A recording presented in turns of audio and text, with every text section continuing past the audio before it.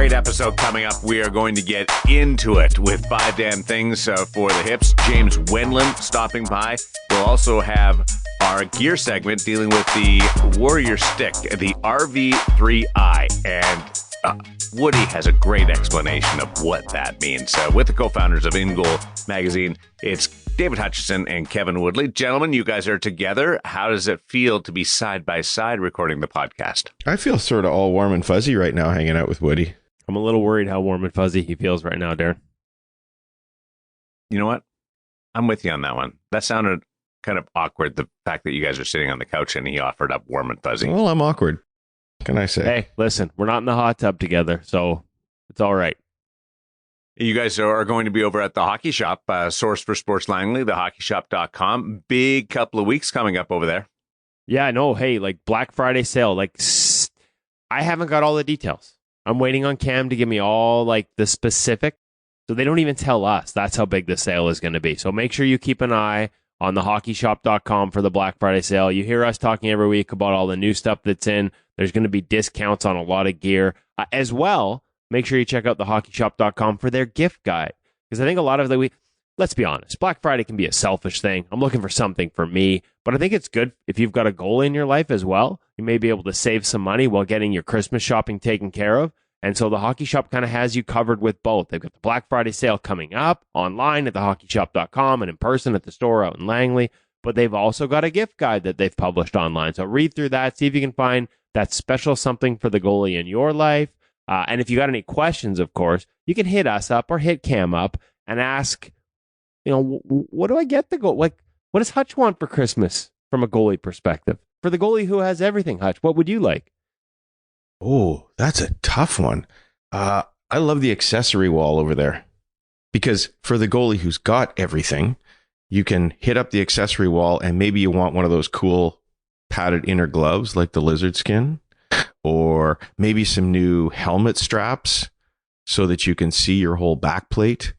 Maybe a dangler, Darren. I could probably use a dangler. So there's a lot of things.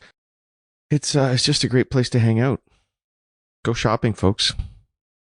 You guys should both get danglers. Yeah, and inner neck guards too. But we have those because they look after your neck and your collarbone.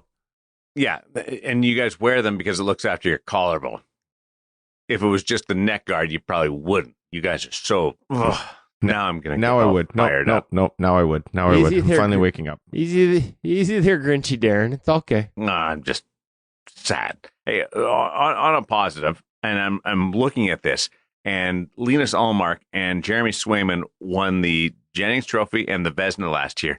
And it feels like around the league, they're getting more respect this year for their start. That doesn't make much sense, but that's the vibe I'm getting, Woody. Well, I mean, doesn't make much sense that they're actually better as a team after losing their top two centers, including one of the greatest defensive centers and a guy I think we all thought was the consciousness of that defensive effort that became a staple in Boston and Patrice Bergeron. And so, the focus shifts and the goaltenders have been incredible. Like Swayman's on an absolute heater, leads the league in all the adjusted numbers as well as in raw save percentage.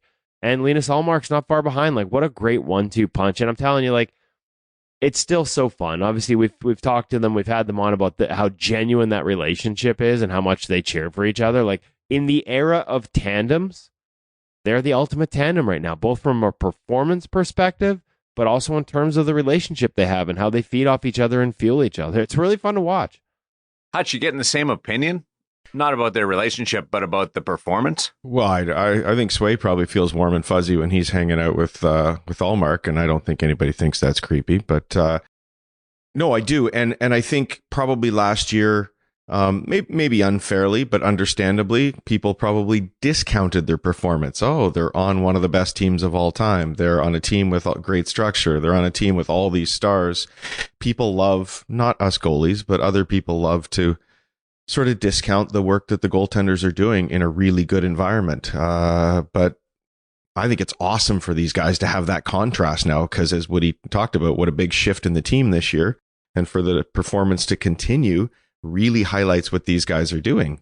And I think the other thing is don't forget, for all those sort of narrative sort of thoughts about where this team was relative to the way they defended, when we did our year end, and I think we unlocked it so anybody can read it at ingoalmag.com. Oh, the Vezina one? The Vezina article using ClearSight analytic numbers. Like, Linus Ullmark, relative to that environment, was still the best goalie in the league by a wide margin. Like, his adjusted save percentage was incredible. So full value to him for the Vezina last year. The only question is going to be, like, they're almost at an even split right now.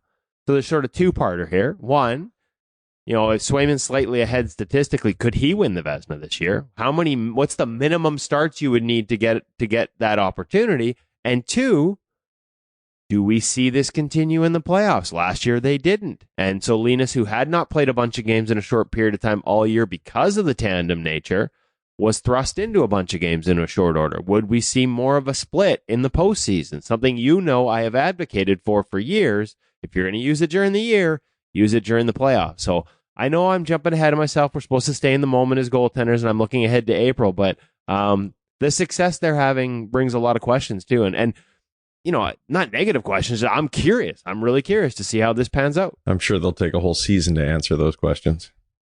I want to know now, damn it. I'm trying to get it through my head that a team could win consecutive Jennings trophies and back-to-back Vezina trophies, but the latter with two different goalies. It's kind of like when... No chance that's ever happened. It's kind of like when Daniel Sedin should have won the Hart Trophy instead of Corey Perry. I was exactly thinking and of them. It would have been consecutive Hart Trophies for the Vancouver Canucks with different twin brothers. Right. Yeah, just bizarre. And as crazy and unprecedented as it is, or would be, it could happen. Like, it's set up for that type of scenario. And for everybody who is scrolling through the archives now trying to find a case where that has happened, if it has, remember, it probably happened in that era where the Vezina Trophy winner was essentially what the Jennings Trophy is now. It was simply handed to the team that had the lowest goals against for the year. Very different now. You old school guy. Well, not as old as you. I love it when our historian steps in. Well, I'm old and I remember those things, but you could probably list off all the names in order of who won the Vezina from day one. So here I am, the young guy stuck with a couple old farts.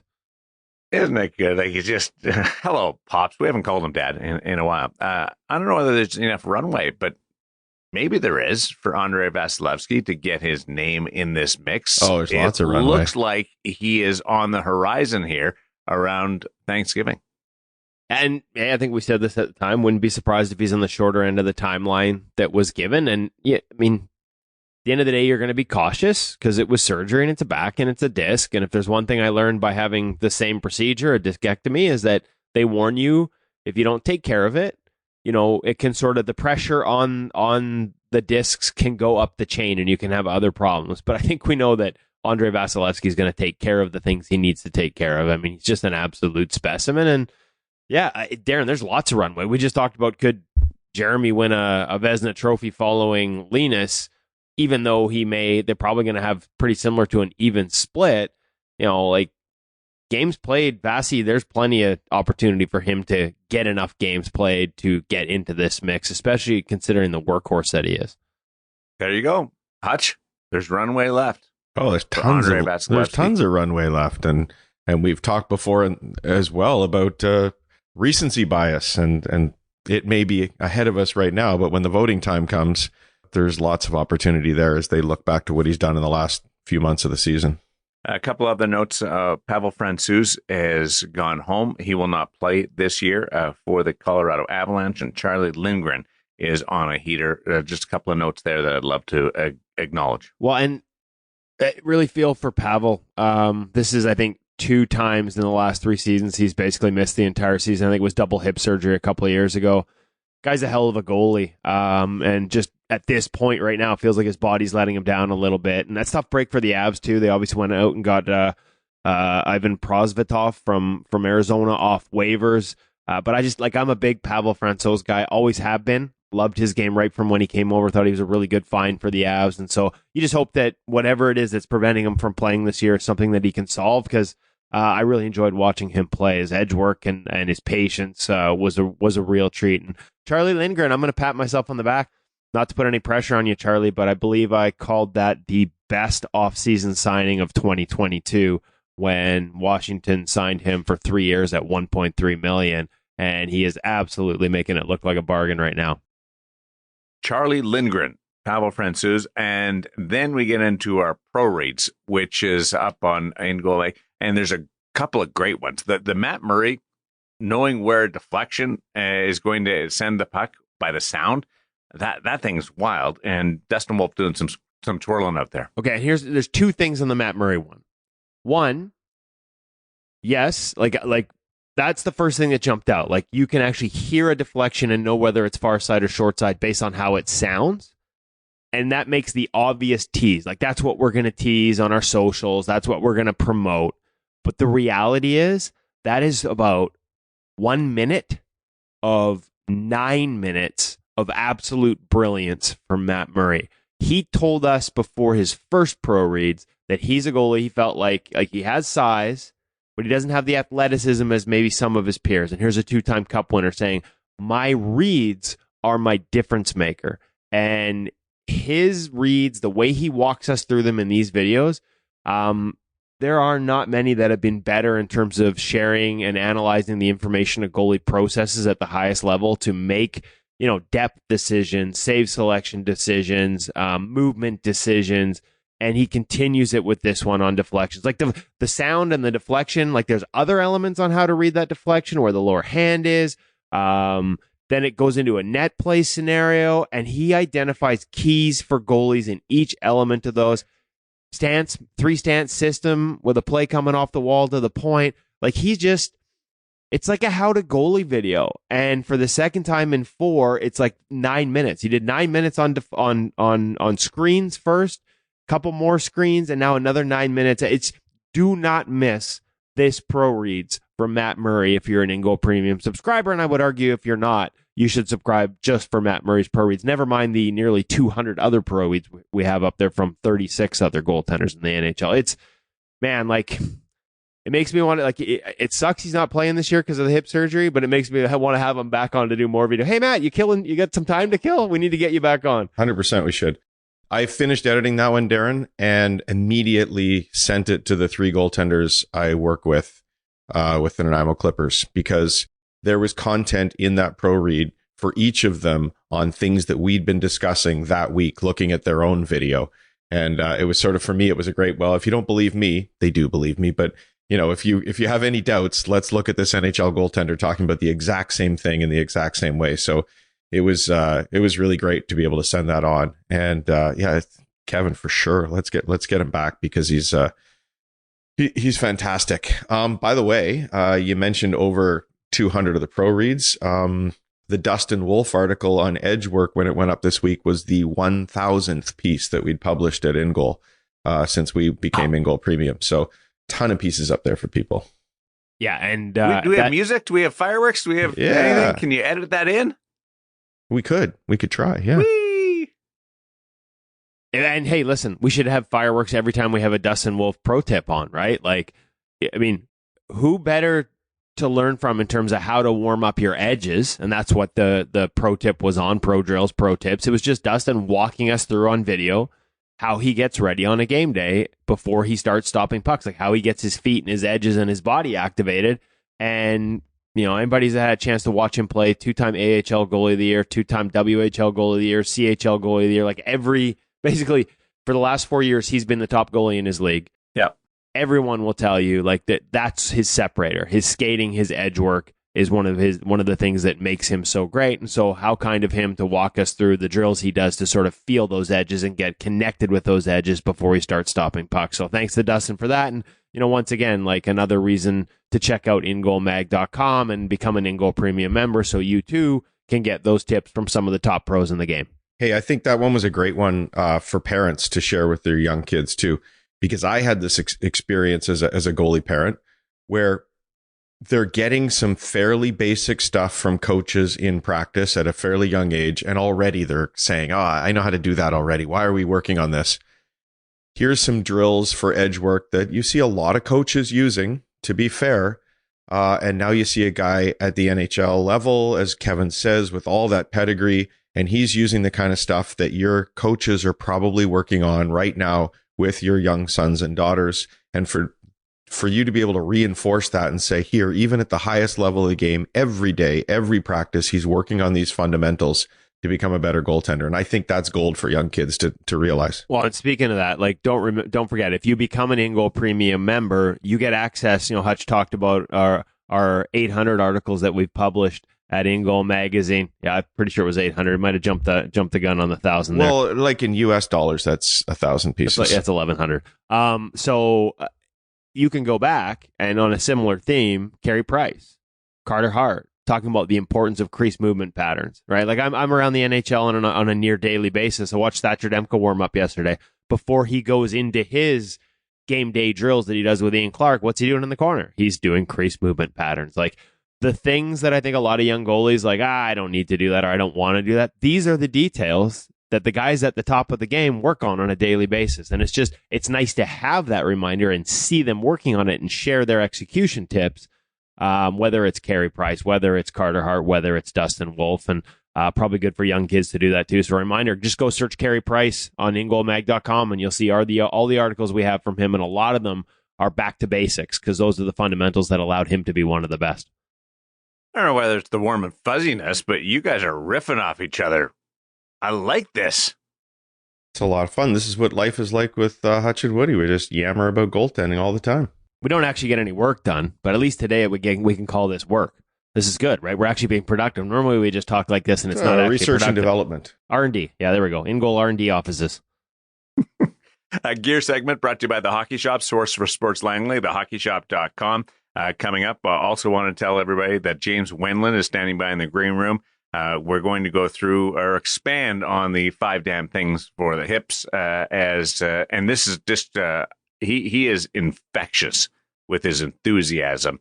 I don't understand everything. I have to go back and listen to things a second time. I'm sure I'll have to do that again today because there's that balance between the clinical side and there's the practical, my brain, how it works. And I have to meld those two together. But his ability to get you excited is a natural. Well, speaking of excited, before we get to James, we got to go to the hockey shop, and I'm excited.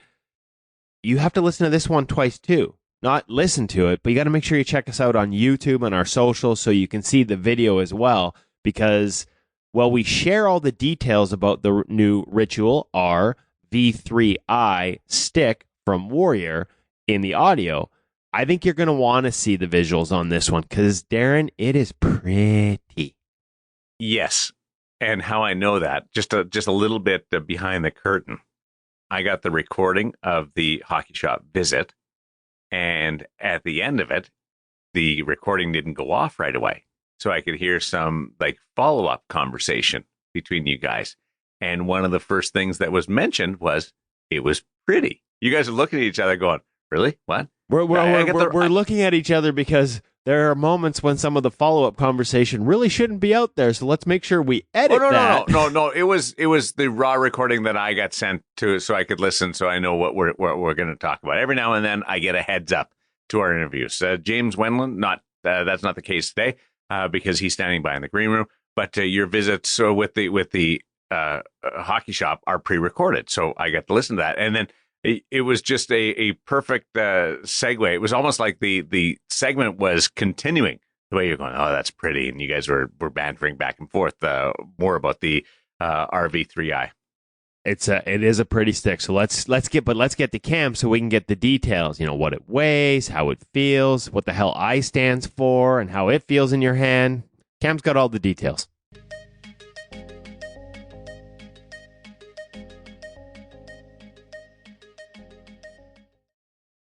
Welcome back to the Hockey Shop. Source for sports. Thank you. Goalie Utopia. I'm Kevin. I'm Cam. And we've got the new Warrior Ritual V3i. Now, I got to be honest with you, Cam. I'm going to need you to explain this a little later. Yes. We're going to get into the features of this gorgeous new stick from Warrior, including performance bonus. Like, you were giddy to talk about this stick after having used it. So obviously you like how it plays. Yes.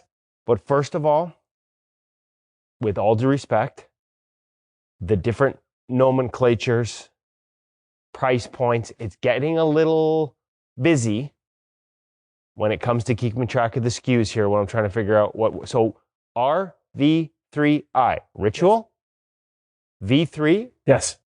and I. Yes. Walk me through the different components of where this fits, price point, and what those mean. So the V series sticks continues off of the old C series sticks that made Warrior super popular in terms of for their carbon sticks into the NHL. So V will be their more rigid. M is their flexier stick. So that's the whippier of the two sticks. So there is an M3i, which we have talked about previously. That is the lower kick point. Very easy to get some weight behind and flex into the stick. So V is the more rigid line. V is the more rigid, which the stick is. 3 is the third version of it. Correct. And the I Now stands for the innovation side when we're going into this overall tapered shaft. See, now that makes perfect sense. Asymmetrical. I am easily confused. You've explained it to me. Now people can understand when they see the different lines. So when we get a V3, I should probably save this for the end. Does that mean there's a V2 on sale? There, yeah. Cart before the horse, folks. Cart before the horse. Ritual V3i. Yes. Other than being a really good looking stick, walk me through the performance features. Okay, so let's go straight to the big call out beforehand, right onto the shaft. So the way Warrior has designed this with their asymmetrical shaft, no flat points along. So that's one of the weaker points of goal sticks in general. You have that kind of rectangle shaft. There's always that flat point that the puck can hit. That's usually where you'll have the chance of that puck hitting, cracking the stick. You can go play. That's when you snap it in half, or the puck actually takes out, a quarter of your stick off the shaft. Do you know what we call those flat points? What's that? Edges. Hey, there we go. Corners. Look at me. I got the good words today. So with having that rounded geometry here, we're creating a better surface for that puck to hit. Durability. Exactly. But It also feels nice. Exactly. And now when I go bring my glove in to go play that puck, that glove will slot in there nice and easily, allowing me to get very, very good control and great torque behind this stick as well. So you're telling me that it makes you want to play the puck more? Yes. So my beer league team won't let me use this stick. Maybe not. They don't like it when I do that. I tend to suck. Mid kick point, stiff stick once again, so much stiffer than the M series, which does have that certain whip quality to it. Now, personally speaking, I find that because of that stiffness, I just put a little bit and then this puck will rocket off of this stick. I really, really like the way this plays the puck and how shots come off this stick as well. In terms of shots coming in and deflection-wise, because of that rigidity, it has great pop in terms of sending that down to the corners. One of the things the really good goalies send it over the boards and into out of play. This can do that. Okay. Well, almost do it for you. You've talked about putting it into the corners, but I mean, I guess. Well, so my defenseman can go pick it up. So it allows that controllability for those people that would like to keep the play going at that certain time. No, it's okay. I said really good goalies, and that obviously doesn't include you. Yeah, really great goalie. Anyways. So, in terms of with this overall feel-wise, one of the other things that I noticed in terms of that rebound pop, when that vibration comes through the stick, because they continue to use their Vibex technology, which is gel layering as they're layering the carbon into the stick itself. So the vibration comes up the stick and it dissipates in the handle thanks to the Vibex technology. No, it's all the way throughout the stick. Oh, it's different? Yes. No, that's the same as it always has been. So Vibex, again, as they're layering the actual stick itself. It's been a while since Warrior sent us a stick. I didn't know. As they're layering the stick, that gel layering goes in. That helps to reduce that vibration, so it's not going to want to bounce out of your hand. Little bit, it's light, but the weight is a little bit more towards, obviously we got the thin shaft. Correct. A little more bottom weighted. You Yes. feel this one, like if I pick this up off the rack, it feels so light right now, but we just had a different stick in our hands that felt lighter.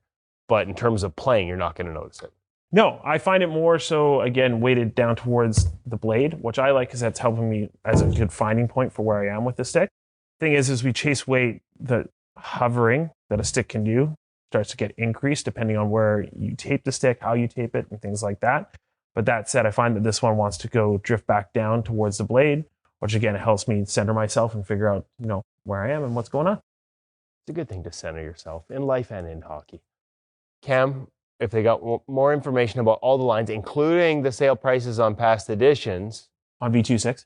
V2 sticks? Yes. Okay, they said V26. I thought we had a whole nother line in nomenclature. Give me a call, 604-589-8299, 1-800-567-7790. Check us out at thehockeyshop.com. That's where you can see all those sticks up at wonderful sale prices. And I'm going to have to take this away from Kevin because he keeps looking at the shiny part. So, Squirrel. We'll see you again.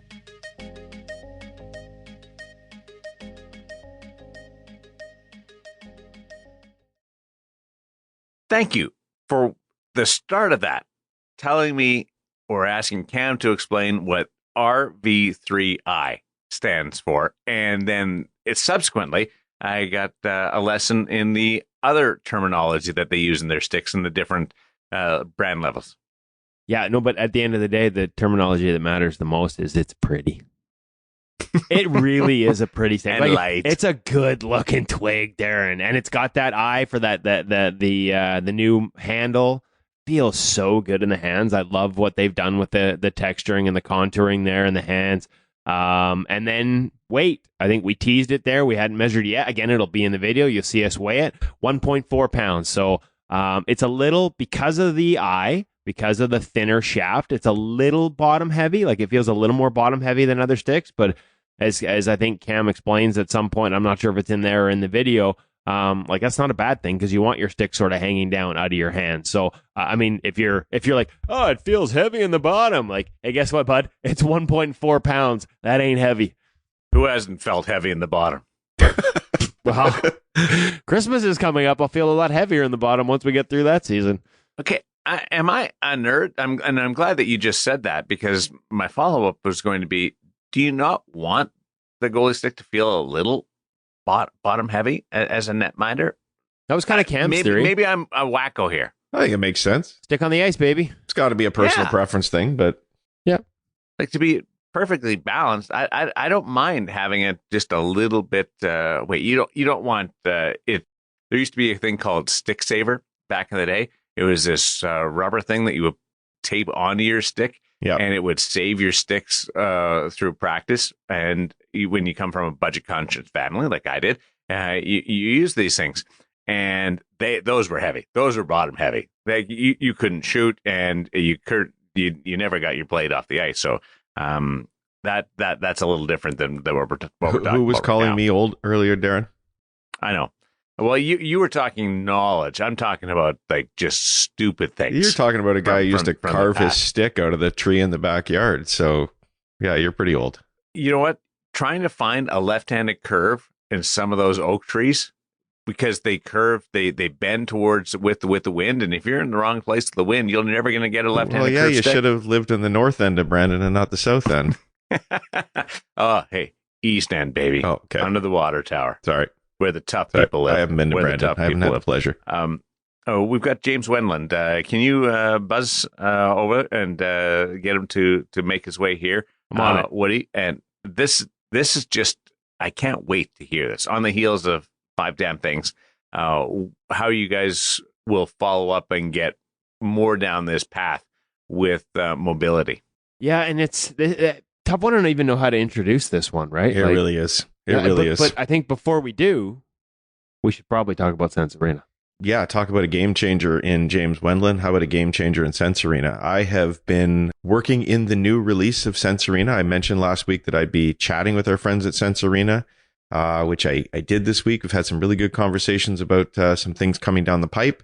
And I got to mess around in the new system and just blew my mind to think about what a game changer Sensorina was when it first came out compared to what else can you do off the ice to improve your game. This is that big a leap from what Sensorina used to be to what it is today. The whole user interface. Yeah, no, honestly, Darren, like the whole user interface has changed completely. They have this affiliation with the National Hockey League. So now you walk in there and you're standing in your dressing room. You get to select which team you're a part of. Making saves out on that practice rink and seeing the individual puck marks as you're making saves, the ability to face those NHL shooters. Like I know all those things were there to an extent, but they've now wrapped it up in a way that just makes it so easy to use, so engaging to use. access to the information that's in front of you is so logical and clear. Literally in the middle of the night, I was in my office on my knees making saves and just loving every minute of it as if I'd put that headset on for the first time when I first used Sense Arena. So an absolutely engaging tool that allows you, as we've said many times, to face incredible shooters, to face set plays and learn reads, to training programs, whether it's USA Hockey or top coaches like Eli Wilson, Bill Ranford, Maria Mountain has something in there. Little teaser, might be an InGoal one coming one day soon. Lots of just incredible stuff in there. You could just use it all the time. And I think that's the cool thing, because we don't have access to ice all the time. And now you've got access to goaltending all the time. Easy on your body, 10, 15, 20 minutes a day. Now you can compete with friends. That's something we need to be doing, because we used to joke about getting on there and see who could do the best. Well, now we can actually get the headsets on together and compete against each other. So if you like that sort of gamified way of engaging a little bit more, I know it's a serious tool, but now it's a really fun and serious tool. So do check out the new release of Sense Arena. Head over to sensearena.com. Use the code IGM50. They got a fantastic deal going on right now. And if you've got the Oculus headset, you can get a 7-day trial and see exactly what I'm talking about right now. It's a game changer, guys. Now, bring it on in terms of competing. You guys are undusty guys. Maybe not Darren. He faces NHL shooters all the time. You are dusty. Hold on. I saw. Will you guys commit to do this? Yeah, okay. We'll get to this after. Will you commit to doing it? I will commit to doing it. I will commit. I'm looking at my Sense Arena right now, but I'm looking at the Sense Arena carrying case, right? The Pelican-style briefcase. And guess, the timing here is perfect. Because guess what I saw last night after the Seattle Kraken defeated the Vancouver Canucks is Joey Decord and Philip Grubauer pack up their bags. The last thing that goes into the top of Joey Decord's travel bag, his big goalie bag, is the Sense Arena case. And so it was kind of cool to see that. And as we were talking to Jordan Eberle at the time when the goalies were packing up, I looked over my shoulder and there's Joey and the equipment guys putting in his Sense Arena box into his equipment bag. And I just looked over and smiled. And I'm like, oh yeah, Sense Arena's got to be in there every time. He's like, he uses it all the time. I'll share a little story here because he gave me permission to, and he shared it with me, and it'll be in an article soon. Joey actually used it between periods this year when he was not feeling sharp on the glove side. Put on his Sense Arena headset in between periods, just went into one of his programs that just fires at the glove side, made a bunch of saves, felt reconnected visually, and with his hands on the glove side, went out and played great, just felt better about his glove hand. So, yes, it is now NHL Sense Arena, and you can go to NHL rinks and be inside the locker room and be inside the rinks as you're making these virtual reality saves. But the reality is Sense Arena has already been in the NHL for years, with goalies like Joey Decord and Devin Levi and Eric Comrie. I am shocked that he used it between periods, but very impressed and happy for him. And I think it's an amazing tool.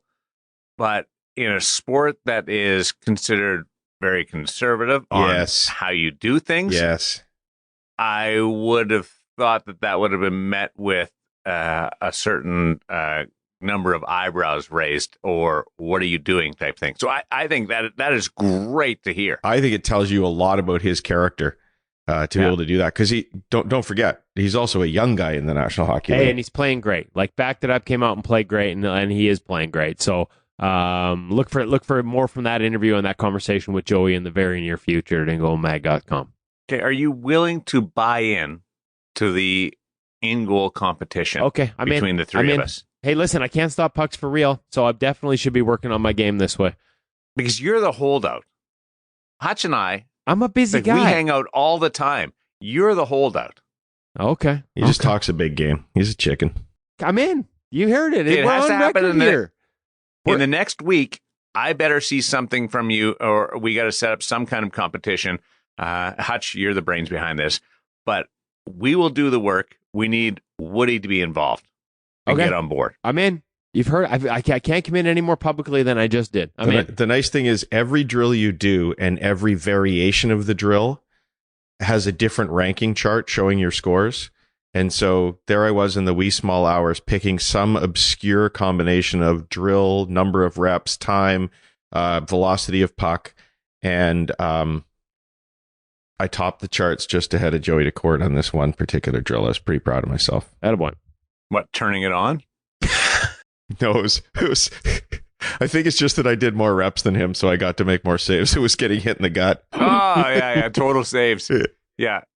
That's a good one. Yeah, but whatever it is, I got ahead of Joey. So Joey, if you want to hop in on this competition, you can join the three of us. That would be cool. Yeah, go down that path. Again, I'm really impressed that he would do that in our sport.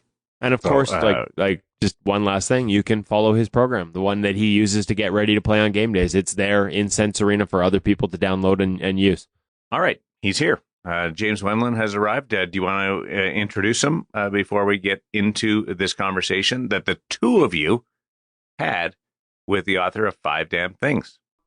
Yeah, like if you listen to the interview near the beginning, James will actually tell you his full professional background. We asked him to introduce himself to everybody. So rather than us butcher that side of it, we'll let James do his. I think the best way to introduce him, honestly, is just my experience of first meeting him. When we were up training in the Okanagan this summer with Lyle Mast, he said, "Hey, I really think you might want to go meet this guy because he's a game changer for people." And he actually told me a story. I hope Lyle doesn't mind me sharing this little piece, but Lyle had a back problem. So bad that he could barely get in and out of his car. He went and saw James. James did some of the work that you'll hear described here with him. And in one session, his back was better. And Lyle said to him, "So when do you want me to come back?" And James is like, "Well, why? Do you want to buy me a cup of coffee or something?" He said, No. Like I go to my physiotherapist and they want to see me every week for the next 2 months. And he's like, "Well, why? I fixed you. You're good." And then had a similar experience with my son who'd been having an issue. And again, James fixed it and absolutely shocked him how quickly he fixed it. So that was my experience. He also gives you the work to do at home so that you continue to maintain it. Like simple things like Five Damn Things that allow you to ensure you don't, whatever's causing and leading to the initial problem, you're resetting on a regular basis. You can fix yourself. Yeah. Anyway, so we went through all this and it's led us down this road of the Five Damn Things that we filmed and published at InGoal. And then we did the Five Damn Things for the feet with Kristen Campbell showing it. And Woody's dog has now joined us. So we have a new member of the InGoal team. That's awesome. And so we've had this evolution. And then finally we got to sit down here on the podcast and get it all in a I'd say a more formal way, from where James comes from to the techniques that he employs to how it affects you as a goaltender to, guys, he thinks that a lot of the work that he's doing can actually prevent a lot of these hip problems that goaltenders are having. Some really, really simple work. So we've gone from this, it's going to kind of blow your mind, to having that experience of blowing our minds, to sharing some of the stuff quick and dirty for the InGoal audience, to now this long formal sit down that we're going to be having today so he can share all his experience with us. And this is one where you want to pull the notebook out, you want to take some notes, you want to stand up as he's walking us through some of these things and try them. And then you probably want to go back and check out those videos at InGoal again, even if you've watched them before, because I promise you, every time you listen to him, every time you watch him, you learn a little bit more to add to your toolkit as a goaltender. I just think it's incredible stuff. It's pretty high level stuff, even though we've done everything we can to rein James in because he's so intelligent and so experienced. But I just think it's awesome stuff, and you got to experience some time with James. Yeah, you got to dumb it down a little bit, and I'm looking forward to the two of you as experts. Well, you put us into something, and you got two dummies, so we dumbed it down. Yeah, like if you guys are going to understand it, that's good for the rest of us. And I totally, there's tongue in cheek there, but I also love the fact that you're so naturally curious that you want to be able to grasp onto it to the level that you can use it. And if there's questions about you guys implementing it, you're going to follow up that if you're not fully digesting the knowledge. So this is James Wendland. We're going to bring him in now. James, thank you. Just grab the microphone there. As we bring in the Sense Arena VR, NHL Sense Arena VR feature interview on InGoal Radio, the podcast with, I'll let you guys take this, David and Kevin.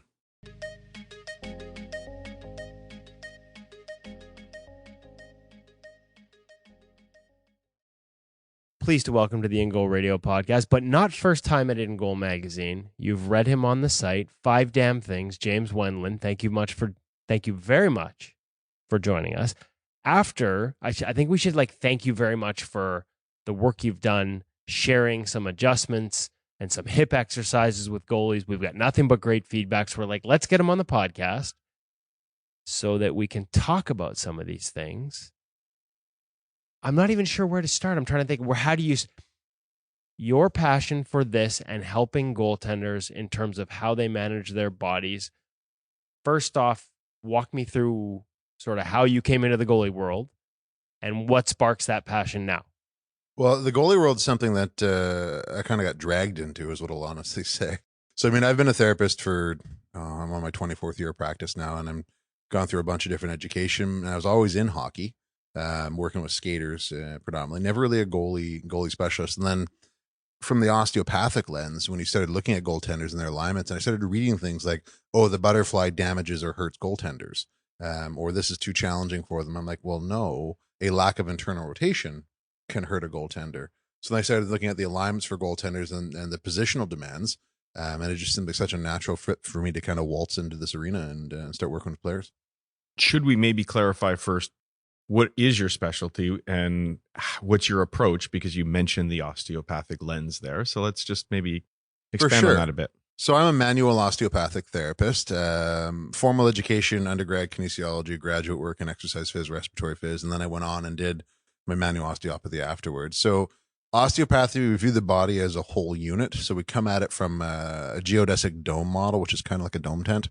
We're always looking for root causes. We don't chase symptoms. So somebody can come in and say, I've got a sore right shoulder. And some therapists out there will run and just look at the right shoulder right away. Or if you step back and you have that little C curiosity, you kind of dive into it, because a right sore shoulder could be a liver issue. It could be just lats are tensioning because of an issue on the left hip, or it could just be the scapular mechanics are off and it's driving an issue there. So we start looking at the body as a whole. We start using the word tensegrity, which is just how the pulleys, the levers, and all the joints and bones and muscles work together. And we just try and find what the root cause actually is.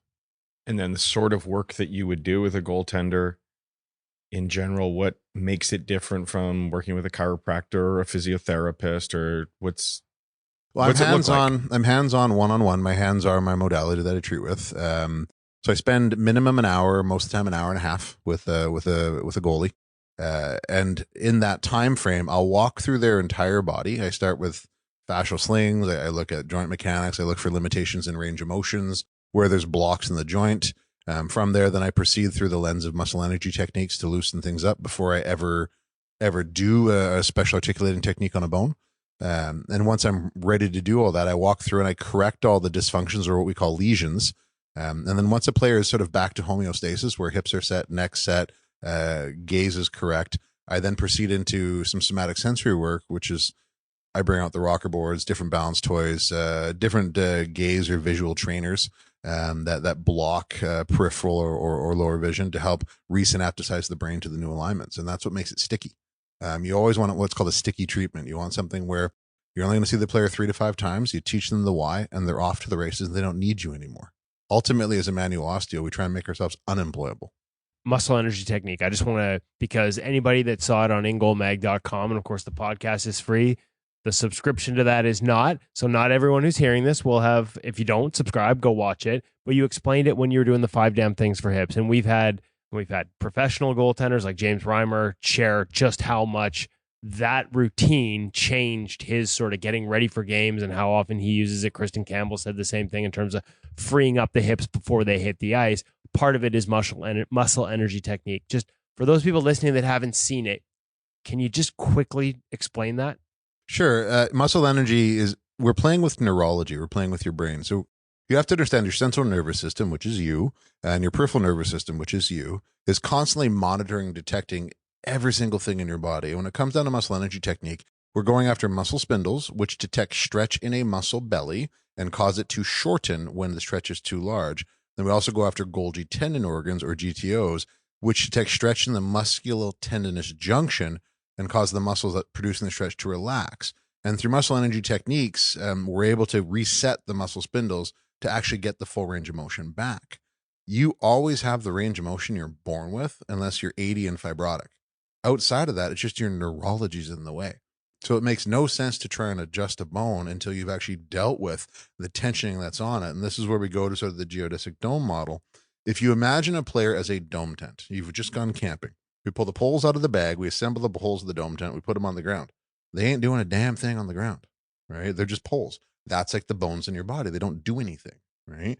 But the second I take that pole and I slide it inside the fabric of the dome tent, which would be your muscles, your fascia, your connective tissue, now they're applying tension because tension's being applied to them. So in our world as a manual osteo, we call the bones discontinuous tension because they do not act on their own. If a bone is out, there's a reason it's out. So I can snap the bone back in, but that's the symptom. It isn't the root cause of the mechanism. So if we imagine the fabric as your muscles and fascia, we're always looking for why is that tensioning and pulling that out? So take the groin, for instance. A lot of goalies will have a tight groin. A lot of the times that tight groin is basically they have a rotated iliac crest on one side, which causes the joint at the front of the pelvic girdle, it's called your pubic symphysis joint, to slightly upshift and displace.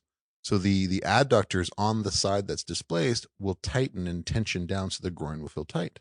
Well, if I just loosen the adductors, and I mean, this happened to an NHLer of mine down south last year.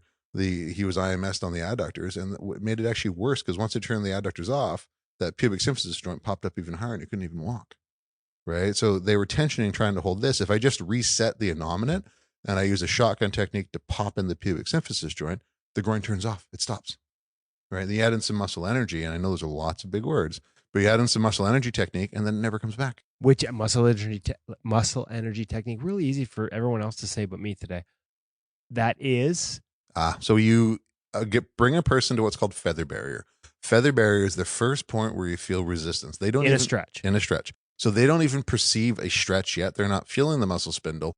As a therapist, you're actually feeling their central nervous system give you a light block and saying, hey, I'm a little uncomfortable. And from that position, they only apply a 10 to maximum 20% effort against resistance. And you hold this. They're pushing against against that position. You're just blocking it. You're not actually pushing back. You're just holding the joint angle.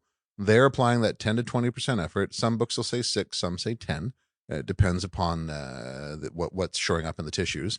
You hold it for that, and then you relax. You have to cycle the joint, which means you move with your range of motion, and then you come back in again to the new feather barrier. And the feather barrier will reset. You'll find that the range gets better. And you can do that 3 to 5 times, and then you've kind of maxed out the neurology that you're going to get in that session. And then, as we said in the 5 Damn Things for Hips, for example, there's 5 different stretches that you get into. You can do it yourself with a towel, and then you're pushing against it in different directions. And it just like, forget all the words, the big words. At the end of the day, as a goalie, you just feel, I cannot believe how much more range of motion. And we tested it here, like just how much internal rotation is opened up by doing it. So I guess the takeaway here is, and it goes right back to that player you're talking about, tight groin, stretching your groin isn't necessarily the answer. And in that case, even IMS to release what was perceived to be tight, again, not necessarily going to fix the problem. So that bears a question. Common injury like a groin tightness that we're talking about there. If somebody doesn't have access to you or somebody who is versed in osteopathy, what should they be doing? First off, you want to stand in front of the mirror and take a good hard look at your hips. Have your mom, your dad, your husband, your wife stand behind you or kneel behind you and place their hands into the side of your body and down onto the bones, which is your iliac crest. Which we would call like the top of our hip bone. The top of your hip bone, yeah. It's iliac crest, hip bone. You push down onto that and you look, and you, most of the time, I'm going to say 95%, you're going to see one side's higher than the other. And so that person's hand, that's just a nice way of, if I stand there and look at the mirror, I'm not going to see it. But if somebody puts their hand there, it'll be obvious that one side's higher. It'll be obvious that one side's higher. And the side that's higher is going to typically line up with the groin that's tighter because it's trying to tension. Because when that hip bone rotates forward, hamstrings tension, and then to hold it down, and then the groin tensions to hold the pubic symphysis joint. So you notice you get less hamstring range of motion, less groin range of motion on the affected side, right? And then what happens is then you'll get a sacral torsion where the bone at the back of your pelvic girdle will then rotate. Sometimes it happens first and then the hip goes. Sometimes the hip goes and the sacrum goes. But once the sacrum torsions, then you can't walk. You got pain in one very specific spot in your low back. Every time you bend over, every time you try and lean or pick something up, it hurts. You go to put on socks and it's a chore. And it's super easy to correct it. I was just going to say, and that's another thing that we've seen is correctable. So we've left them hanging a bit, though. We've said, take a look. Now you see that your hips are a little out of line. They don't have access to you. What are they going to do? You go back to the 5 damn things. 5 damn things for the hips. You put the yoga block underneath that ischial tuberosity, or underneath the butt cheek that's affected, because you're blocking the ischial tuberosity. Bring the knee up towards the chest to feather barrier, and they just push back against the resistance of the parent, the mom, the dad, the husband, the wife, who's just blocking it 3 to 5 times, 6 to 10 seconds, reassess, and you're going to see it's level. It's that easy. You don't need to pay a bunch of therapy bills. It just, ultimately, if we follow the mentality of each one, teach one, we're all going to get better in the sport. The thing that was remarkable to me with the demonstration goalie for the 5 damn things was not just that he felt better after everything. He said he felt more powerful too. Yep. Well, because you lose, you can't get into that inside toe edge. The second you lose internal rotation, you can't get to your toe edge, which means your power band, you have to get your kneecap or patella inside your big toe to really drive in that glute. So if you're lacking internal rotation, you can't push. And the other thing you can't do is you can't really close off the big toe, which means when a goalie goes to go post to post, they're going to arc. And the second you arc in the net, you're trying to track a puck on 2 planes of motion versus just one. So when you say arc, and you're demonstrating for us right now, the goaltender is elevating. Their head comes up and elevates as they go across and comes back down. Whereas there's other players that, and not anyone I work with, but just watching, like Vasilevsky, he moves straight lateral. You watch his toe edge, he's clean. And his head stays in one plane, and he can track that puck so easily because of it. Okay, sorry, you said toe edge? Yes. So just define that for us, for anybody that's hearing that and maybe not seeing it in their mind. Okay, so just getting on that inside edge of your skate, right? So for a goaltender, inside edge, right? They're going to be pushing the toe down more than the heel. If I push the heel, I unlock my foot, so I don't have a stable compliant lever. So if I'm pushing into the toe edge and I'm able to get in there, I lock out the tarsals of my foot and I activate my glute to its max potential. And then I can push straight lateral, where my gaze is only working or having to work in one plane versus controlling 2 when I head bob up and down.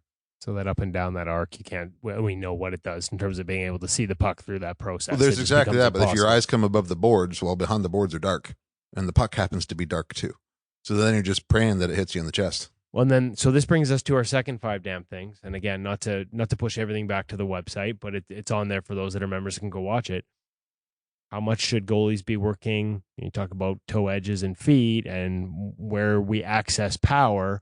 The second one is on, exercises for the foot. How much should goalies be focusing on that? Because I'll be honest, I don't think a lot are.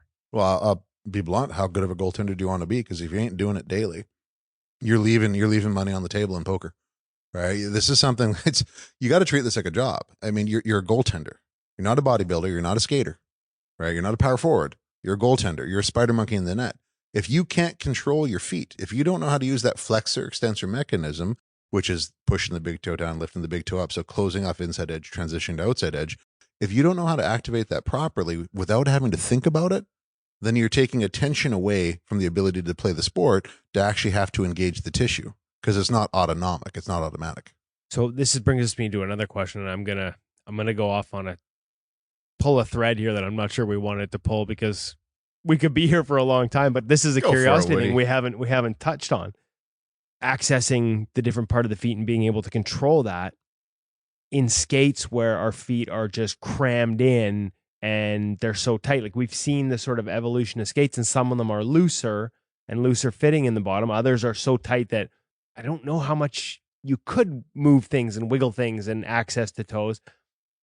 Should we be looking at designing skates differently? That's definitely a plausibility. But even in a tight skate, if you can't push down the base of the big toe, so the end of the first metatarsal, which is the bottom of the big toe there. Metatarsal would be fancy. Metatarsal that's a fancy word. Yes, it's the big bone in your foot.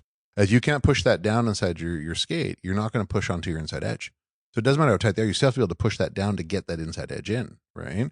So working on those exercises, what it comes down to is we're looking at motor programming and motor behavior ultimately. And what we're trying to do is make everything as subconscious as we can. So the more work we do off ice with the flexor extensor mechanism, the more stability work we do, the more gaze work we do, when you're on ice, you're actually freeing up capacity for attention.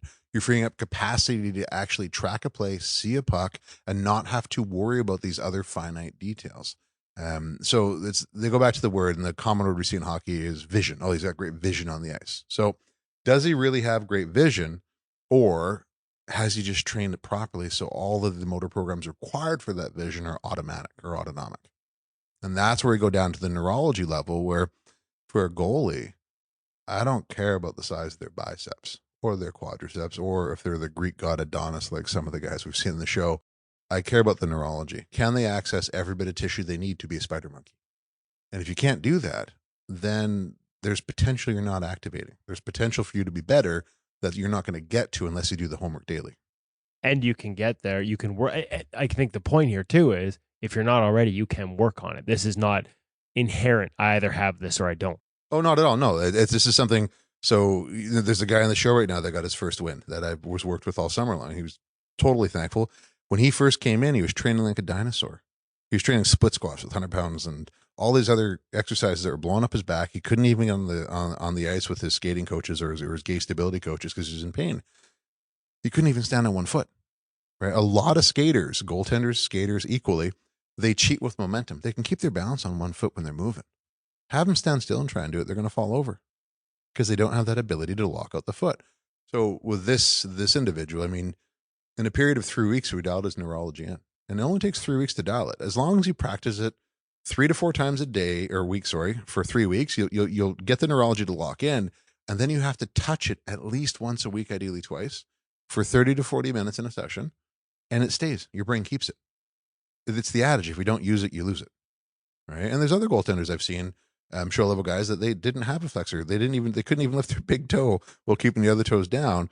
And, one of them in particular just got it this summer after years of working on it.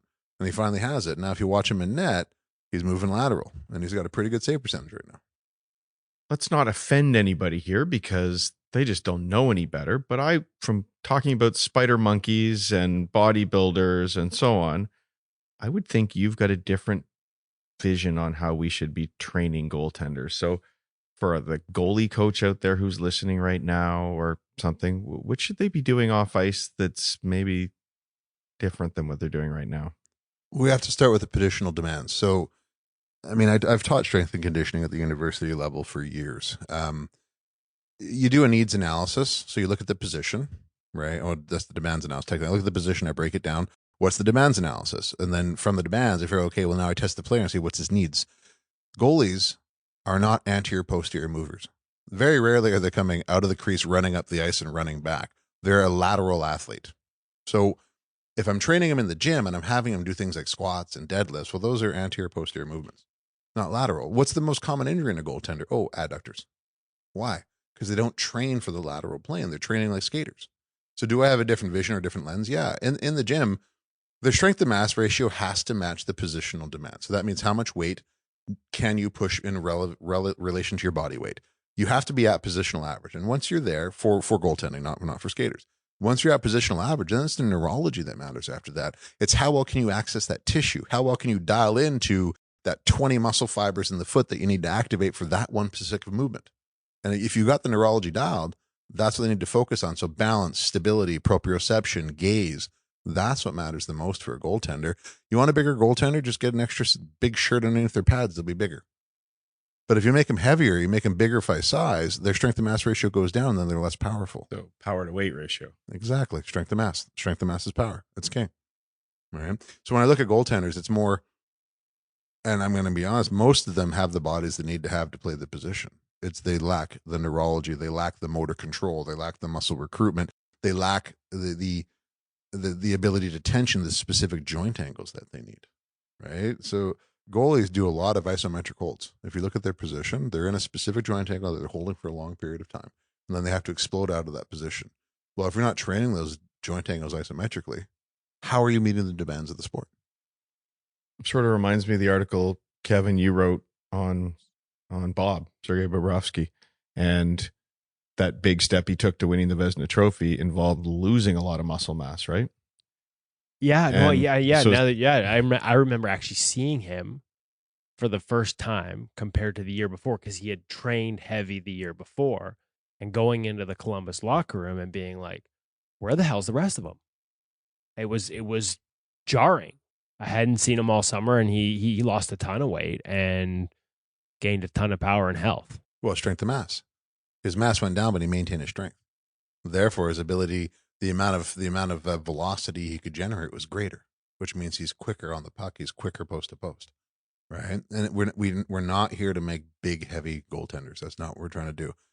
So, what could you do as a trainer who has to work with a team because it's minor hockey? You get 1 hour a week with these guys off the ice and in a team environment.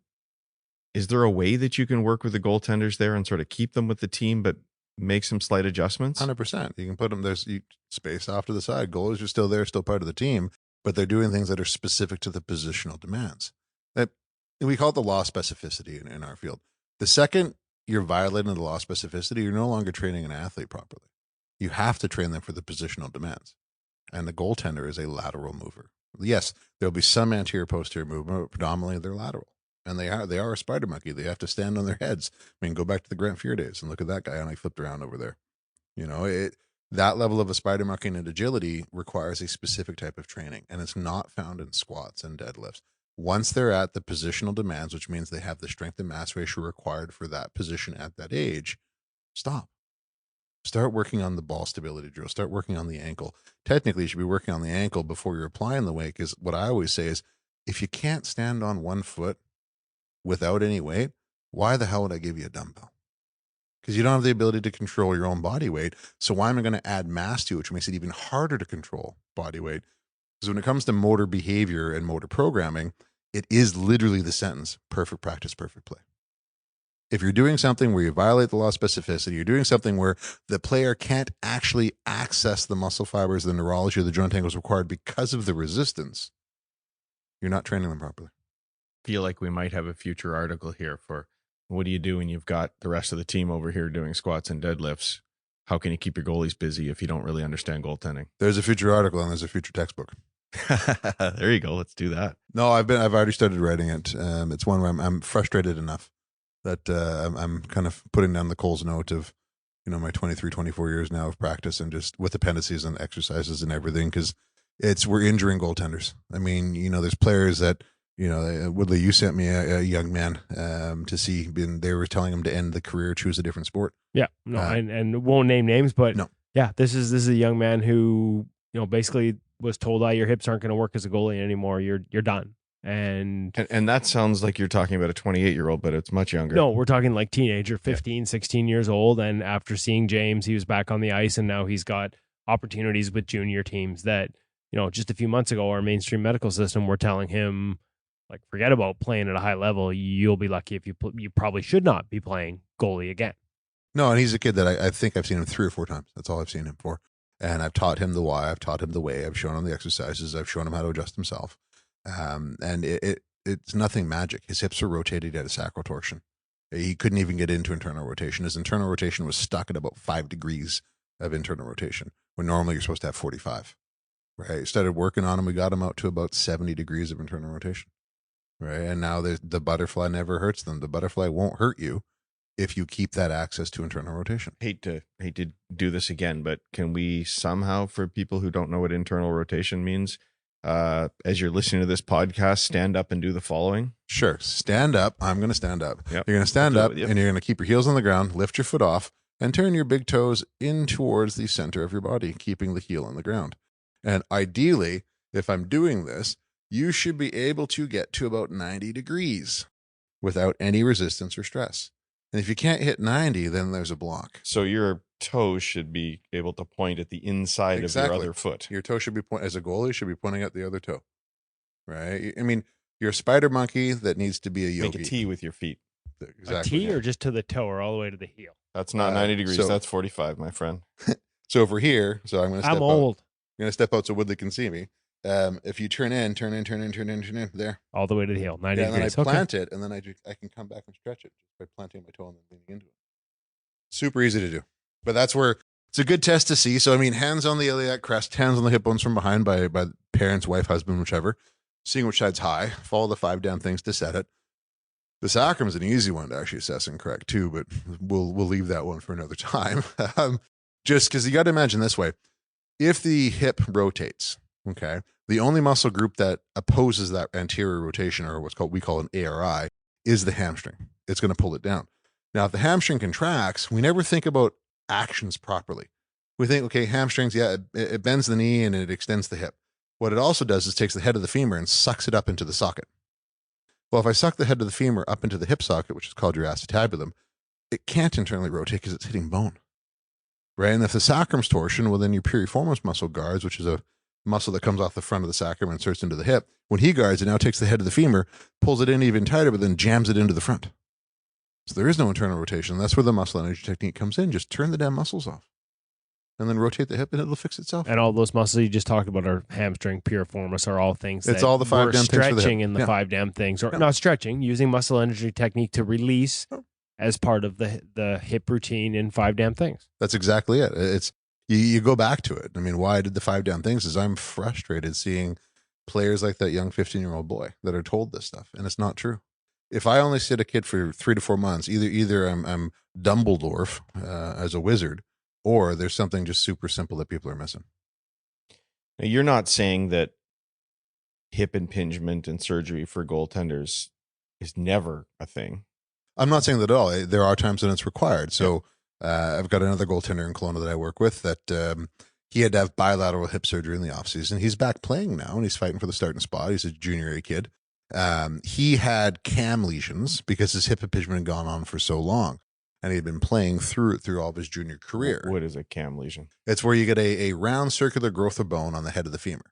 Okay. So now you make a round peg a little bit less round, trying to fit into a round socket. So square peg, round hole, right? I got a guy with Pittsburgh in there. He's down in the ECHL right now. Same thing. He had a bone growth on the hip, off of the hip, off the acetabulum, called a pincer lesion. Then a cam lesion, which is that growth of bone on the head of the femur. And it became because of impaction repeatedly over his career where the hip wasn't detensioned properly. It was left in a tension state where the femur was pulled into the socket and just kept on jamming away. And when that happens, there's a bone lining called the periosteum that you disrupt. Osteoblasts get out. They think the swelling, the blood that's there, they think it's a primitive bone matrix, so they start laying down bone.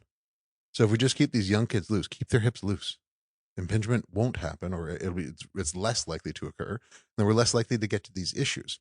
So we can treat this in an allopathic lens, which is technically tertiary care. We're triaging primary, secondary, tertiary, but we're already at a tertiary level.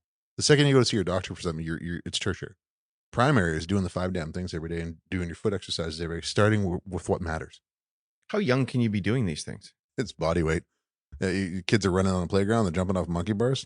Start. So there's no issue with a 6-year-old goaltender. Not at all. The 5 damn thing. The sooner they start dialing into the neurology and learning how to control their tissues at a young age, the better of an athlete they're going to be. So this should really be part of every goaltending curriculum. This should be, yes. The neurology, the flexor extensor mechanism, learning how to use the joint angle of the foot properly. Because where we have to go back to it, when we talk about proprioception, it's your central nervous system monitoring stretch receptors. So you've got muscle spindles in the muscle belly. You've got Golgi tendon organs in the musculotendinous junction. You've got mechanoreceptors, 4 different types in your joint capsules and ligaments, all telling your brain muscle stretch, tendon stretch, ligament stretch, capsule stretch, and joint position.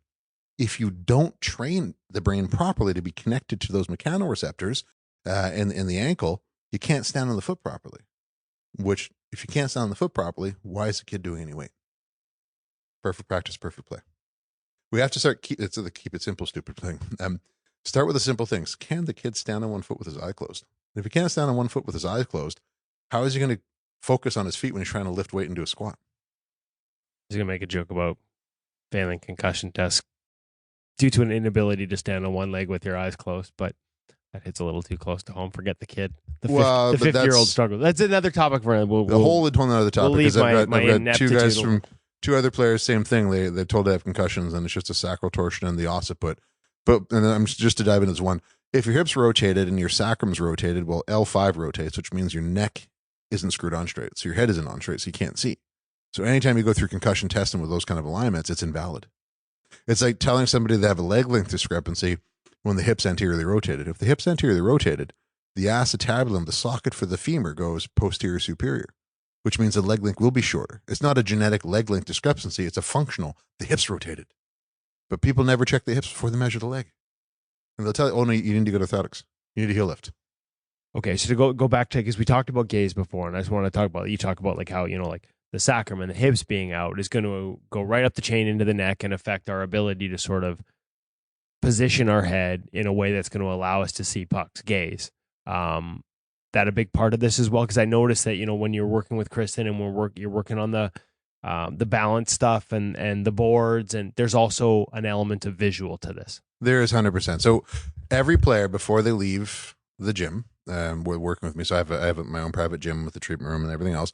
Before they leave, they have to go through the somatic sensory post alignments. Alignments are first. If I train an athlete when they're in what's called a compensated state, which means that they're rotated or torsioned, I'm ingraining compensation. But if I only just fix the compensations, I fix the alignment issues, and then I don't resynapticize the brain through different movement drills, gaze drills, goggle drills, ball drills, the body doesn't adopt the new alignment properly. So if the sacrum rotates to the right, L5, the majority of the time it goes to the right with it. L4 is transitionary, L1 to 3 spin the other way, then your thoracic spins the other way, and then your cervical vertebrae spins the other way. So you're working up the chain. Exactly. And everything's twisting in opposite directions. Exactly. So then you end up with a head that's rotated and side bent. And then your body's going to try and adjust your position to see straight because it wants to see straight lines. That's your visual spatial center for balance. The other one is your vestibular, which is C1 and C2, atlas and axis, interacting with your inner ear to tell your brain postural sway and equilibrium. So if your neck's rotated, not only can't you see the puck right, but you're a clumsy oaf on the ice. That pretty much describes me. Maybe that's the problem. That's why I suck. I know it's a completely different joint than we're talking about, but would it be crazy to say what you're describing is almost the same thing as going into the gym and working on skills wearing only one shoe because you have to compensate for that, and then you're not training what you should be training? We could probably get through the workout, but it's not going to work very well for you. No, it's not going to work very well because you're in a position where you're chained to the biomechanical demands, right? And for these young players, young athletes, for the pro players as well, if your head's not on right, you can't see, you can't track. And the track. The analogy is when the sacrum's rotated and the occiput, which is the base of the skull, and C1, C2 are rotated, you can't stop a beach ball. But when it's aligned and you've worked on the gaze properly, you can stop sand. And that's literally where it sits. If you're torsioned, you're not at your potential in the net. Your proprioception, your ability to understand where you are in space and where everything else in space basically ends. Is off. The system's turned off. You're not tensioning the inner ear properly. And you're not, that ability to actually get that gaze down 3 degrees to tension the crystals of the inner ear isn't there because your neck's rotated. You can't get there. So, I mean, there could be different reasons, obviously, that things work or don't work, but could you dial in? I came to you, I said, I've got a kid who he just can't stop a puck high blocker. Would you be able to say, oh, well, because of that, I think this is probably what's wrong? For sure. So you look at his blocker hand, then you look at the rotation in the neck. If blocker hand's right and my neck happens to be rotated left, I can't quite get my gaze over there to see it. It's almost like your head doesn't have access to You have to understand your vision's binocular. As human beings, we are binocular vision. I can see a chair over to my right when I'm looking straight, but if I close my right eye, I no longer see a chair. So if I can't get my head over to the blocker side to get my eyes onto the puck, not to see where my blocker is, because you want to see where the puck is. If I can't get over to see the puck, I can't respond. I can't track properly to it. My body's not going to orientate to that puck, right? Because I can't turn my head to get there. You can't stop what you can't see. And if you can't turn your head to look, you're never going to stop it. People realize they can't? No, I think they always go, it's got to be this. I just need better pads, or I need a different cage, or, I need to do this. And reality is just stop and look in the mirror. So moms and dads that are out there, stand behind your kid while he looks in the mirror and just put your fingers on top of each ear. If you just put your fingers on top of each ear and look in the mirror, you're going to see a kid that's staring at you with his head not on straight. And then the next thing we'll probably get into is the 5 damn things, is how to actually correct the occiput yourself. Because with muscle energy, the occiput's another the base fancy of word. the skull, the base of the skull. He got this one already. He already defined it. How to We'll correct get it him to with do it again. You and I are occiputs, so we got to come at it from different We're directions. off the puts. occiput. But you can correct an occiput with a simple muscle energy technique that's not harmful. You're talking about 5 to 10% effort on a muscle energy side, just in a specific position. There's no thrusting, there's no snapping, there's no cracking. It's 5 to 10% effort. There's no risk to it. And that's something that parents can do for their kids to straighten them out. Some parents can do to themselves to straighten them out. It's something that's super helpful. And we're missing that as therapists, we have to do a better job at teaching the players the why, teaching the goalies the why, and then teaching them the how to do it themselves. And that's every player I work with walks out there, and we call it the way. When you talk to one of my boys, we say, have you been taught the way? It's like, oh, I know the way. And we refer to that way. This is the way. The reason being is we want them to go out there, and I want all my boys out there to be doing this stuff on their own without needing me, because I don't want phone calls or Zoom calls in the evenings. I was just going to say, Hutch, you get to be Baby Yoda in this. That was me. At least he was the wise one. Yeah, that's true. We've heard from a player, and again, we won't name names because it's treatment, whose wife is able to correct. You send diagrams, get a picture, send a diagram, push here, press there, push against this. And so the idea here is because a lot of people be like, oh, I'm just trying to get a whole bunch of clients over to James Wendland's place in Kelowna, but you really have, through your sharing for us and through some of the stuff, like you said earlier, I don't want to see you forever. No, I don't. I it's 3 to 5. You should be done. Would you take your car to a mechanic twice a week for a year if it was never getting fixed? And the answer should be no. There was some hesitation on my part, but I may not have been that bright with a past mechanic. But at the same time, I mean, that's exactly what we're doing in therapy right now. Why is maintenance a thing? Do you need maintenance? If I fix the issue, why do you need maintenance? So for me, it's more, I do want to teach him. So that particular show guy, I've taught his wife how to do it. And there's a lot of guys. I got a bunch of Div 1 guys down in the States that do the same thing. I've got some AHL guys. They just take a specific picture. Somebody takes it from the backside. They have their hands on their hip landmarking. And then I pull up my software programs and I start drawing all the lines and I show them where the rotations are. And then I say, okay, do this, do this, do this, do this. And I send them instructions at first. They know how to do it. I've taught them in person. And as this one player's wife says, she says, now I'm now an osteo as well. I'm like, all right, you're an osteo too. So, but it's nothing dangerous. She's not harming the player. The player feels better afterwards. He's performing better. And it's just simple muscle energy techniques in what's called using specific articulating technique. And all that means is you place the body into a specific position, and then you have the body use its own muscle energy to correct the bone itself. So in the absence of thrusting, the alignment just stays because the body did it. You didn't do it. The body did. The person did. So technically, I'm a lazy therapist. I make you do all the work, and I just sit there. I just hold you in the same position. Well, I think there's a lot of goalies that would happily do the work based on the feedback we've had, especially the hips. And again, I think we need to push the feet and the other things that we've got up on the site, because as goalies, I think we think, once my hips are good, I'm good. So they just want to do the 5 damn things for the hips. Guilty as charged a little bit. That's the one that I do the most. But we've had feedback from aging goalies to, like I said, junior goalies and even NHL goalies on that 5 damn things for the hips. So that's like, how come nobody showed me this before? Yeah, I get that actually a lot. And I don't understand. I mean, I've been circling around the hockey world for 2 decades. I've seen a lot. I mean, a lot of times, team trainers are busy. Their trainers are equipment managers. They're the jack of all. And sometimes, I mean, even there's an AHL team I was working with, and the trainer's honest with me. He says, I get 12 minutes per player on a game day. And I'm like, okay, well, if you got 12 minutes, then here, please just do this. Right. And the wonderful compliment I got back is he actually asked me to send him some textbook to read, which I did. I mailed him some textbooks and I had some highlights and things to focus on. And he's doing a great job. And he was doing a great job before. It's just now he's doing an even greater job. Focused on different things. Now, we should mention we're doing this from a teaching facility. So, like, when you talk about teaching and helping players' wives so they can actually help treat the athlete without you having to make, plane rides all over North America when they call because they're out of line. Walk us through a little bit of what you do on the teaching side as well now. For sure. So I've always taught, now I teach at a few different private colleges. So I teach at a massage therapy school in Kelowna. I teach anatomy and neurology. That's kind of my specialty. And then here where we're sitting, it's the Manual Osteopathic College of Canada. And this is future manual osteopaths that we're grooming and bringing out into the world. And I'm actually down this weekend because I'm invigilating them. It's their final exams and their boards and everything else. And so it's a school where we teach the principles of Tinsegrid, where we teach people how to align with muscle energy and specific articulated techniques. And sadly, there isn't enough of us around.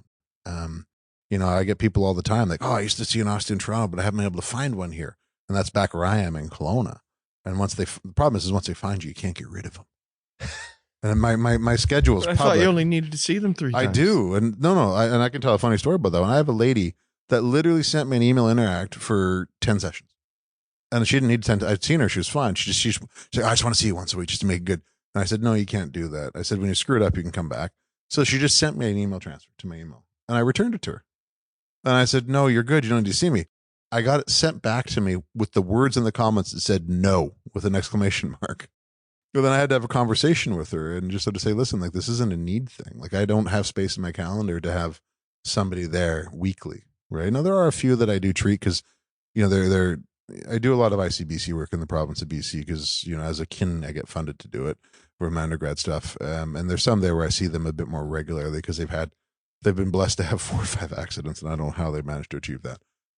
Outside of that, well, that's where you get, so there's a type of lesions. There's a primary where it's acute, player gets hit, knocked, that's an acute issue. There's a secondary where the body compensates for the acute issue. And then you get a tertiary where somebody compensates for compensation. Those are the ones that need a bit more help. It's hard to unpack those. So those older players that have been just playing through without being shown the way or being taught the way, they get into a compensated state where now you're trying to sort of pull the stick out of the mud while the house is burning on fire. So that sort of raises a question in my mind to the player that comes to see you and everything gets aligned and they feel fantastic as they walk out. What's happening on the ice in practice if it's not an acute injury that makes them feel I'm out of line again? It doesn't have to be acute. It could just be positional. Like I've had a player that was an older player, putting on a sock and he just coughed and then sneezed at the simultaneously while he was bent over putting a sock on and popped his SI out. Right. So sometimes we're supposed to talk about Kevin. I wasn't talking about Kevin. This is somebody else. But no, I deserve that for the Yoda thing. Totally. But it's sometimes just the position you're in where there's a specific demand that's placed, you know, or you just slip and fall on your butt and the jarring force just pushes the hip, gives you a high iliac instead of a rotated iliac, right? Just simple slips and falls. Things like that can occur. Or, you know, you're a young kid texting and walking and you step off a curb without looking and you smack down hard.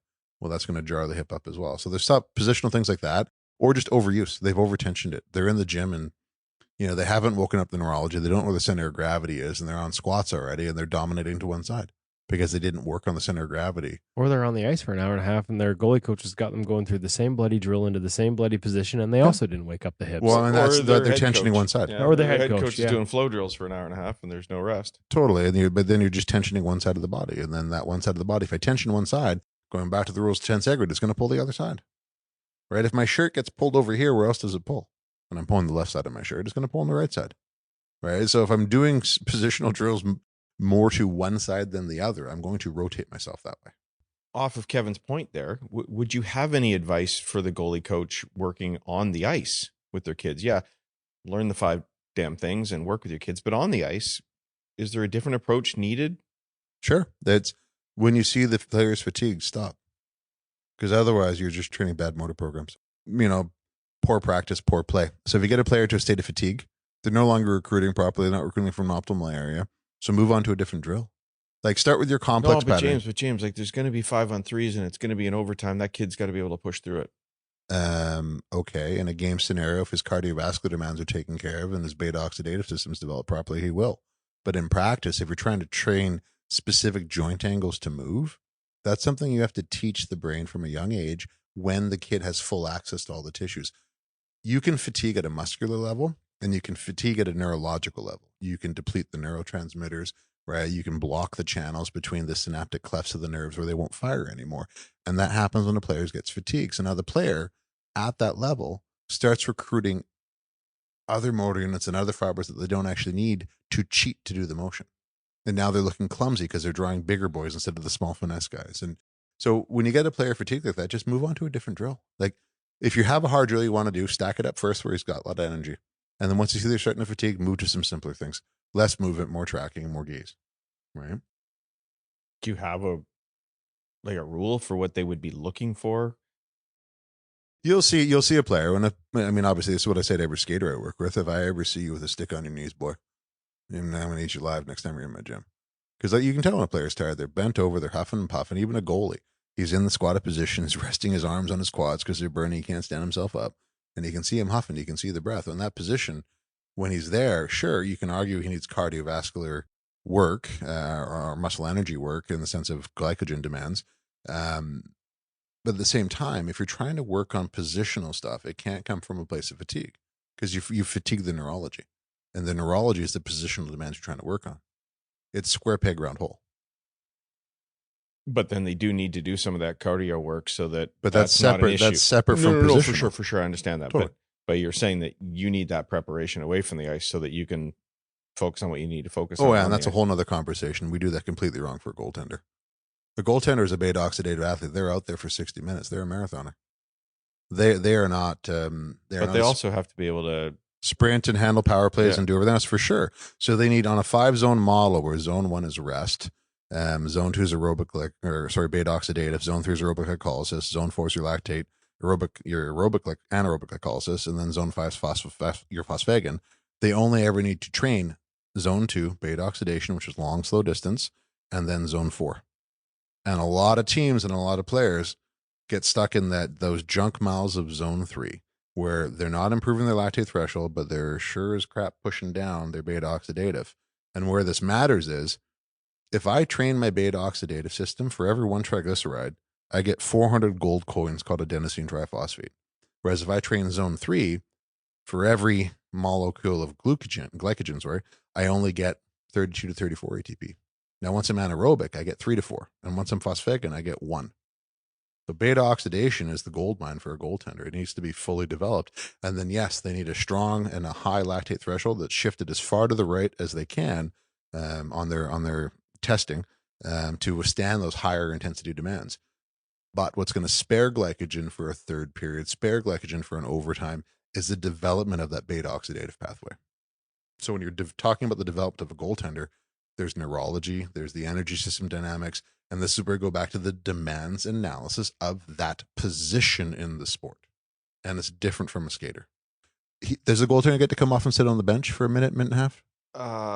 Well, Kevin and I quite frequently get pulled to sit on the bench, but most usually longer than a minute and a half. They don't want me to go back in. I don't know why. Most goaltenders prefer to be out there the whole game. But that instantly changes the demands of the sport, right? So a skater is different from a goalie, and we're training goalies like we train skaters. So if I, as a goalie coach, and without us going too deep into the textbook here, but if I, as a goalie coach, have a goaltender whose team needs aren't meeting this, should I be saying once a week, go to the gym and hop on the bike for 45 minutes? You would on it. So this way, you want to hop on the bike for a minimum 40 minutes. For beta oxidation, it's minimum 40 minutes. You can do a walk, bike, whatever. But you should be able to say 15 words comfortably in a sentence. If you can't say 15 words comfortably, you're into junk miles, which is aerobic glycolysis. Right? So 15 words comfortably riding a bike. So for an adult male, it's probably 80, 90 watts, sadly, these days. And I mean, when I was doing my graduate work, I worked with Cat 1 cyclists. I mean, these guys, they could ride at 440 watts for an hour without ever fatiguing. And that's because they trained the beta oxidative system properly. Right? And it's like marathoners. They have to have a robust beta oxidative because 80% of a marathon has to be run in zone 2. So goaltenders, they're out there for 60 minutes. They're not coming off. They're not sitting down. They don't get a break. So we're doing 45 minutes to an hour of aerobic work once a week, twice a week in season? Well, in season, it'd be 2 to 3 times because it's just recovery. It's like a recovery ride, long, slow distance. And then a couple times a week, lactate threshold. You're going to do a zone 4, which my boys hate. You're doing 3 to 5 rounds of, dear gosh, this really sucks. And then at 3 minutes, and then 3 minutes of, wow, this still really sucks, but I can kind of do it. And you just keep on repeating it. And that would be like twice a week. Outside of that, that's all you need to do on the cardio side. And then you focus on what matters more, the neurology, the access to tissue, the access to joint range of motion, and then the gaze stability, the tracking. That's the magic sauce for a goaltender. And sadly, we're not, it has to start at a young level, but even at the junior level, at the dub level, at the AHL and NHL level, we're still missing the post a little bit. We're getting way better. There's some really great coaches out there. Some of them I work with that fully understand it. But there's still some dinosaurs for how we're going about stuff, and it'll change over time as we go, for sure. We always evolve, we always get better. But if you see what one goaltender is doing, and they're different than everyone else, then you're going to kind of want to look at like, why are they doing that, right? And how are they getting better? And that's where, if put it this way, your head is literally in your bum. Your spinal cord attaches to your sacrum. So if your sacrum's rotated, your head's rotated. I said bum. He's been telling me my head's up my ass for a year. Literally. But you got to understand it this way. Your brain and your spinal cord is one unit. Your spinal cord exits the skull through what's called a foramen magnum, technically. And it's surrounded by dura mater that goes all the way down to T12L1, where it splits into a Latin word called cauda equina, which means horsehair. Nothing complex, horsehair. And that inserts into S1, S2 of the sacrum. So if the sacrum's rotated, it's pulling on the cauda equina, which then pulls on the brain and the spinal cord, which then rotates the occiput. And you can't fix a crooked foundation by straightening the roof, which means you can't straighten the neck. You got to go to the hips first. And that's what we call it Unity 1. The pelvic girdle and L405 is Unity 1 for us. Then the neck, the head down to T4, that's Unity 2. I do Unity 1, then I do Unity 2. And then everything else is Unity 3, and that usually clears up on its own. Once I have 1 and 2 set, if I have a lingering issue, I'll address it. If not, immediately into synapticizing the player through drills. And this is gaze drills, balance drills, the 5 down things for the foot drills, the Bosu stuff that you see, and a ton more. There's a ton more stuff that I haven't been able to show that I'd love to get out there to the public. Even the ball stuff that we do, it blows goalies' minds. Well, we consider us in for that. But to get back to sort of where it starts for you guys, which tells me 5 down things for the hips is where it starts for us as goalies. It's all in the hips. So there we go. Adam Chandler applies to what I do so much. It's just go home. Why don't you just go home? This is perfect. I think we're gonna wrap it up there because there's a lot of words that people are gonna have to look up. There's a lot of articles we have to write. There's a lot of articles we have to write. A lot more 5 damn things we got to do. But James, thank you so much for sharing that. I think just explaining and giving us the background on it for those that have tried it and maybe tried it and stopped doing it because I'm better now. That's not how this works, and we appreciate you explaining why. It's do your homework. It's daily. Like if you want to have a long career, you want to have a good career, this things you do, it's like brushing your teeth, right? The 5 down things for the foot is the same like brushing your teeth every morning. You don't want to stink, right? So do it every day. Awesome. And we'll have more 5 damn things coming up that you can do every day at InGoalMag.com. Thank you, sir. Thank you, boys. Thank you, James.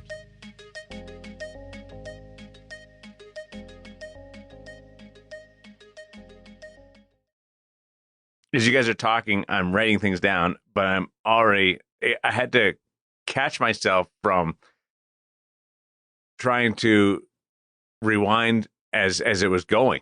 Yeah, there's some words in there that keep up to it. I don't know if I could write down because I couldn't spell them. Yeah, that was for me. Then I was lost. Hey, I'm taking physio right now. I'm rehabbing and trying to get some mobility on a bad hip, an arthritic hip from years of playing our position. So I'm a little more in tune. It's perfect timing because I'm doing a bunch of these exercises and getting treatment, and hearing some of what he says just strikes a note. It's fabulous. One, how much ahead of the curve you can get before you get to the stage where you're battling the injury and you've got the impingement and so forth. But the other part is the simplicity, the relative simplicity of some of this, Woody. Yeah, no, and you know what, like go back to 5 damn things for the hips. Like there's more for the hips, and we'll introduce them with time. But like the 5 damn things is a simple, you get the muscle energy technique where you sort of get into a stretch, and as soon as you feel that sort of what he calls it, feather barrier, start of a stretch, you push against it. Feather barrier I didn't get at first, and there's that makes sense. And you just push against it a little bit. Like it's unreal to me how many goalies we've seen go into that for the first time. These are like, we're talking professional goalies in some cases, never been introduced to it. Walk in with a tight, something's tight. I got no rotation, and like have no, literally like move the leg to show internal rotation. They'll be like 5 degrees. Do that routine, and they're well past 45. Like it just opens up, and you should be doing it on a daily basis. And it's funny because once I got hit in the head, I stopped doing it. And so, because I wasn't playing anymore. So what happened? My hips got tight. My sacrum got twisted. I ended up a mess, like in part because I stopped doing that stretch because a lot of things run through the hips. And so I highly recommend people go check out 5 damn things at InGoalMag.com. Search it up, get the hip one, do the foot one. We've got more coming from James. The stories are real in there. I have a friend whose son is an aspiring young goalie, 15 turning 16. And he was basically at the point where the medical people were telling him, you need to find another position or another sport. Like this these hips just aren't going to allow you to play the game. And within one session with James, he could butterfly again. And with a little bit of follow-up, he's now been invited and offered AP opportunities with junior teams. So, it's real. We've seen it in real world, working on goalies young and old, and right up to the National Hockey League. Goalies are like, I've never been taught these sort of stretches or these 5 damn things, and I can't believe how good my hips feel. And so it's a game changer in a lot of ways if you've never sort of had access to these types of drills. And so check it out. We just did the ultimate burying of the lead. We're an hour and a half into this episode that probably should have started with, if you're worried about your hips, whether you're struggling with them now or you're a parent worrying about your son or daughter who's just become a goaltender, you need to listen to this episode. Because really, these simple things need to be part of your arsenal every day. We should have started with that. Well, how about balancing your hips? Like that simple exercise of, because we all get out of whack our bodies, and one hip ends up higher than the other and puts a little more stress on hamstrings and groins, etc. The simplicity of being able to do that at home. Well, how often do we get out of whack like that? And the other things are where the symptoms appear, and we go in for physio or we just think, oh, I've got a tight hamstring, I've got to treat that, or my upper back or my shoulder. Like, I've had issues up into the neck that I'm like, I'm spending a lot of money getting treated. And it's like, oh, guess what, dummy? It was your hips or your sacrum. Yeah. And you need to start at the root. So, it's a good lesson. It's good. And again, there's takeaways there for everyone that you can do at home. Well done, especially your young family friend who was adjusted and he was being told to try maybe another sport. Like, I went for a couple of golf lessons one time. I was told to try tennis. I wish I would have known. I don't think that was James the situation here, Darren. Different apples and oranges, buddy. James could have saved me a lot of money on rackets, because that didn't work either. Hey, listen. Every time I play goal, someone tells me to. It's not about health. They just tell me to play a different sport. Usually my teammates. Darren's hand-eye is so good that he took up cycling. Exactly. And I still couldn't figure out the gears for 7 months. Let's get to our wrap up here, and want to thank James for being so patient with us, and you guys, fabulous job there. And Cam, looking forward to the Black Friday deal. It's Thanksgiving next week in the United States, so we're going to dial into that. And of course, the ultimate passion that Dave and Woody show for this beautiful position. And we'll talk to you next week on InGoal Radio, the podcast presented by The Hockey Shop, source for sports Langley, thehockeyshop.com. Check it out.